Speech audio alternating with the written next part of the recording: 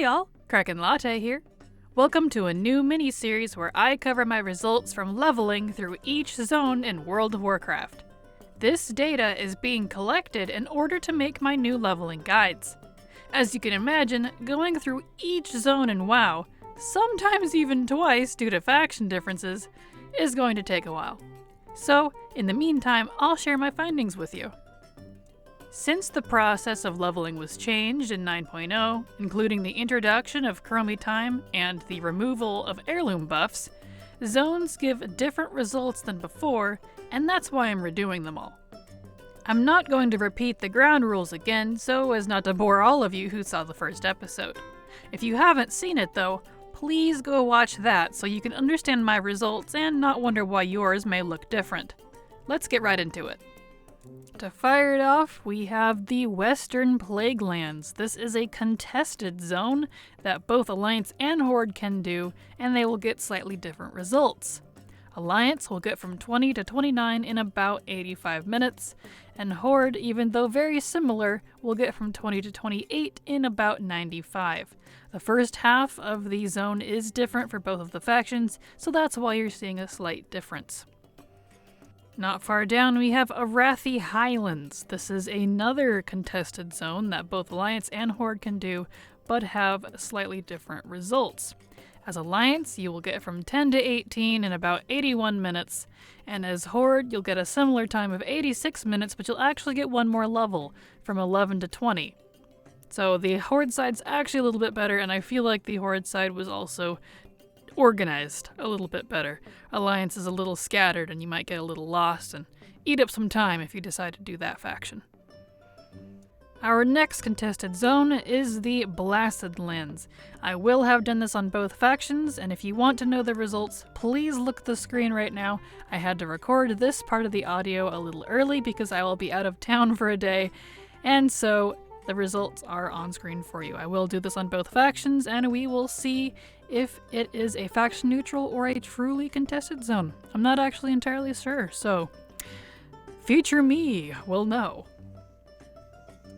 For our next contested zone, we have the Twilight Highlands. This is a Cataclysm-specific zone, which means you cannot quest here until level 30. I will have done this for both factions to test for that contestedness, or to see if it is actually a faction-neutral zone with very similar results. Like the Blasted Lands, I cannot read you the results as I have not done them yet as of this recording. They will be on screen, however, but I will be out of town on the day I normally record my audio and cannot bring my audio equipment with me, as you can imagine. But I can still bring my laptop and, record the play. Anyways, the rest of the zones will be read to you like normal, so fear not, we still have a ways to go, and it will be normal audio from here on out. I appreciate your understanding. Moving on to the faction-neutral zones, as a reminder, these are zones that are contested and can be done by both factions, but they have either identical questlines or very, very similar results. So, starting with the Isle of Quel'Danas, this particular area is actually not a leveling zone, so there is no data to report for this one. For a faction-neutral zone you can actually level in, we have Eastern Plaguelands. The quest lines for both factions are very, very, very similar, if not identical in this zone, so we just have the one result of 20 to 32 in 169 minutes. This is a very long zone. If you really enjoy history on Scarlet Crusade and Argent Dawn and all that stuff, you'll really like the zone. If you don't, it's going to be a drag. Next, we have the Hinterlands, a faction-neutral zone that is very, very short. I have Alliance and Horde data for you here because I could not remember what the zone was for both factions. So, as Alliance, I went from 11 to 19 in 74 minutes, and as Horde, I went from 10 to 18 in 70 minutes. And as you can see, that is 8 levels for both factions in approximately the same time, despite the quests being very slightly different at the start. Jumping down off the coast a ways, we have Tol Barad. This is a zone that is not meant for leveling and is only for level 30 and plus, full of dailies and fun little things, and a PvP zone. So there is no leveling data for you here since that's not what this zone is for. Remaining off the coast and diving underwater, we have everyone's favorite zone, at least my favorite zone, no sarcasm on that part, of Vashj'ir. This is a Cataclysm-only zone that will get you from 30 to 43 in 303 minutes. That's right, that's about 5 hours that you will spend underwater if you want to do the entire zone from start to finish. It is very, very similar for both factions. Despite having different faction hubs, they do approximately the same thing on both sides, so it doesn't matter what side you play here, you'll get this very similar results. It's also very easy to get lost here, so you might do this faster than me. There's a lot of travel underwater here. Jumping back onto dry land, and in fact getting into the hot lands, we have the Badlands. Another faction-neutral zone that will get you from 20 to 26 in about 72 minutes. This is a very short zone, and the end quests are actually very difficult, at least they were for me. I had a problem with that dragon at the end, so that cost me probably about 10 minutes there. You could probably do this one faster than me.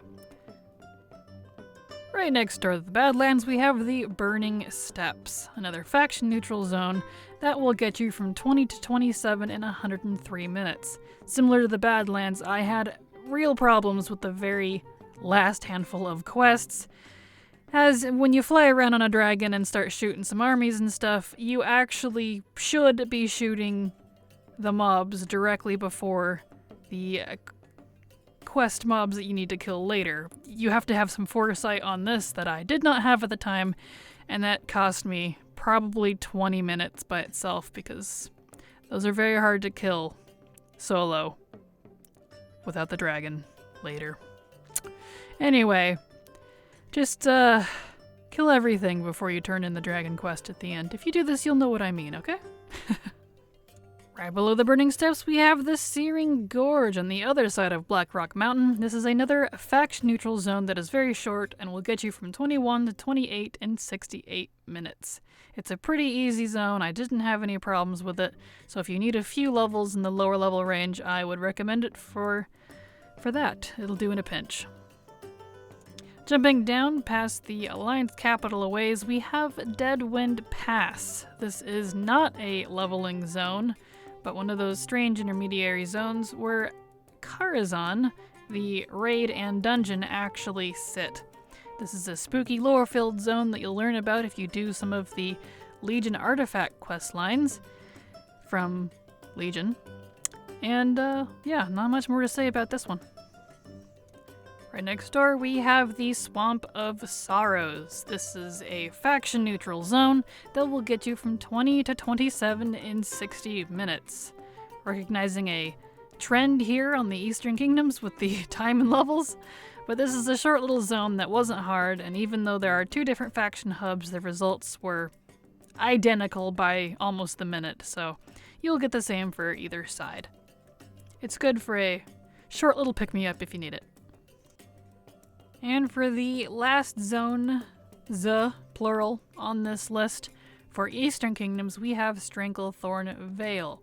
This is technically two separate zones, even though it's counted as one, so the entirety of Stranglethorn Vale will get you from 10 to 30 in approximately 239 minutes. Now, it's comprised of Northern and the Cape, so the Northern Stranglethorn portion will get you from 10 to 21 in about 121 minutes. And the Southern portion, the Cape of Stranglethorn, will get you similar results, 21 to 30 if you continue from the north, in 122 minutes.